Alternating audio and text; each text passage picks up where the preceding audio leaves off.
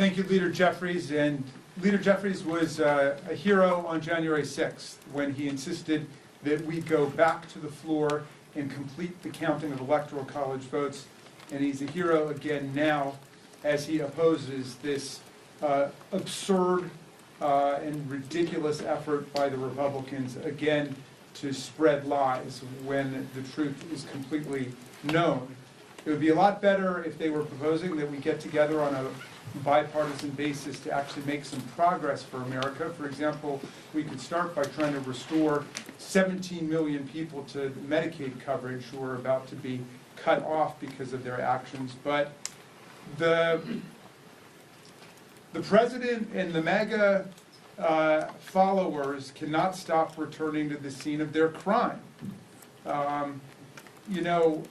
They already attempted a rewrite in the House Administration Committee in the last Congress when Mr. Loudermilk led an attempted Orwellian rewrite of what took place on January 6th, 2021.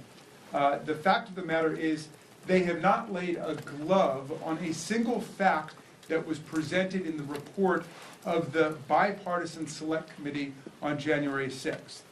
All of their bizarre counter theories about Antifa and about the FBI have been completely and thoroughly debunked. They've gotten nowhere, and yet they insist once again on returning to the scene of the crime. That gives us the chance to educate new generations of Americans about the dangers of political authoritarianism and about the dangers of political and religious cults. We are also going to demand that this forum finally become a time of national reckoning with the fact that 140 of our police officers were wounded, injured, hospitalized, disfigured, and disabled by the savagery of Donald Trump's mob. Speaker Johnson and Donald Trump have done absolutely nothing for our police officers. They won't even put up the federally mandated plaque in Congress to honor the service of our officers and their sacrifice. Yet, Donald Trump pardoned nearly 1,600 insurrectionists and violent cop beaters, many of whom have already reoffended, and he calls them heroes, and he called them hostages, which is obscene. A hostage is someone who has been abducted and held for ransom by a terrorist or criminal group. That's what they think of the American judicial process. So, while he's pardoned all of these insurrectionists, while he has fired dozens of experienced federal prosecutors simply for doing their jobs and working on the January 6th case, he has done nothing for the police heroes who defended our Congress, who defended our vice president, who was threatened by Donald Trump's mob, and who defended our Constitution against Trump's insurrection.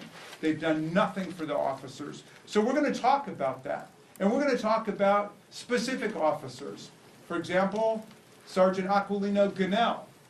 Sergeant Gunnell was on the Capitol Police Department force for 17 years, a veteran of the Iraq War who said he never saw any kind of violence and savagery as bloody as what he saw on January the 6th.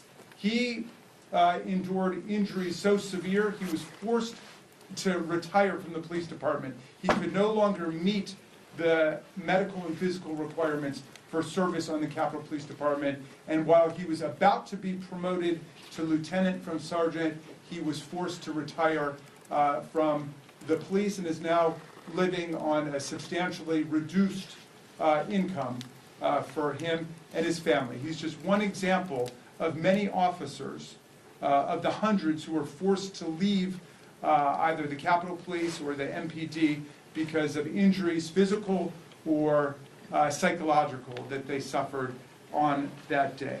So we'll also get the chance with the new select subcommittee to examine the constantly growing criminal records of all of the violent felons and cop beaters and white nationalists who Donald Trump pardoned and released onto our streets on day one. And they've been picked up on all kinds of crimes.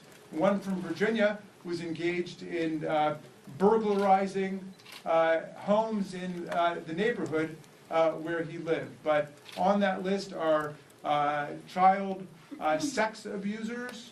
There are people who've been involved in other kinds of violent crimes and robbery. And so we're going to trace all of the people who Donald Trump decided to pardon and release back into the streets. Again, we would much prefer to be working on something positive, forward-looking, but they want to look back.